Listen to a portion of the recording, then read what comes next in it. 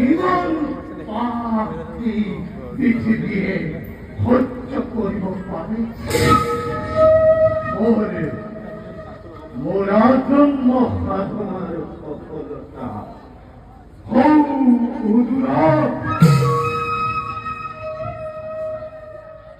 দুর্যোধন তুমি রাত রাজেশ্বর আর মই